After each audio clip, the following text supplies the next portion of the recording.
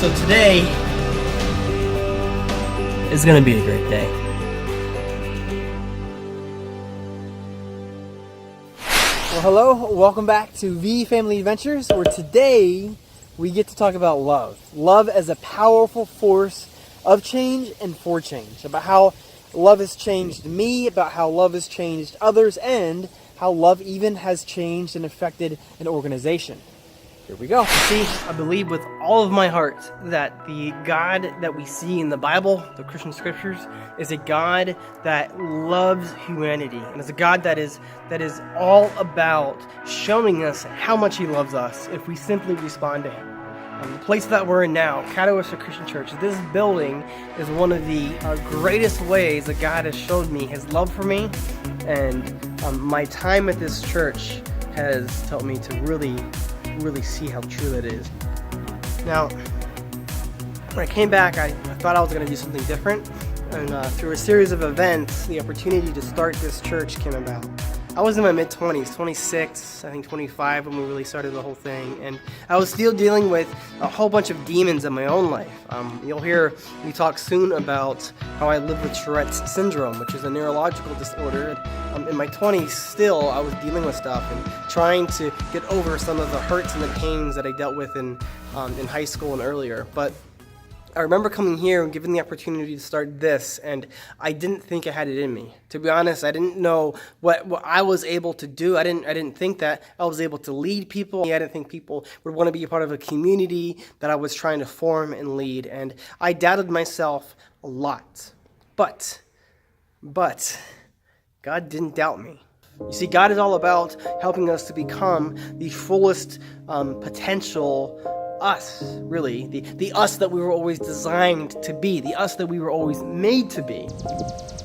So I had to learn, through all of my insecurities and my inadequacies, I had to learn how to love well. I believe the core of Christian beliefs is that God showed His love for all of humanity by pouring out His life through His Son Jesus Christ. He poured out His life. He gave us everything and all of Him so that we can now live a full life, an abundant life, have an eternal life, right? So I had to learn what that looked like for me in relation to the community of this church. And I learned that love is really the most important thing. If I choose to love, it really does right over so many other things. And that's what we see happening with the church. Now, I also believe that a part of how this whole love thing works is that at times we are brought to crises of sorts, right? A fork in the roads type situation. The church was brought to one of these where it had the opportunity to choose to love well or to abandon all of that and then retreat into its own form of security. You see, a massive flood swept through the area. This river right here breached its banks in a way that it never had before, and the building had over 8 feet of water in it, and we weren't able to meet in this place for like 3 or 4 months. But the coolest thing happened because of it. The church was forced into one of these crossroads situations where they were given the opportunity to either love well, love extravagantly, or to abandon their neighbors. So we did. We spent day after day, night after night, going to people's homes all up and down the lower half of Catawissa here, trying to just do whatever we could to help them. This building here is in part a result of the church choosing to love extravagantly, right? There's something about how when we choose to love and to love in this sacrificial, extravagant way, to love well in that sense, that it continues to build upon itself. 5 years later, after this flood, now the new church home, because people continued to come, people decided to make being a part of this church family one of their priorities in life because they were loved well. They wanted to learn what it means to love well, and they became a part of it as a result. Now, the church has another incredible fork in the roads opportunity.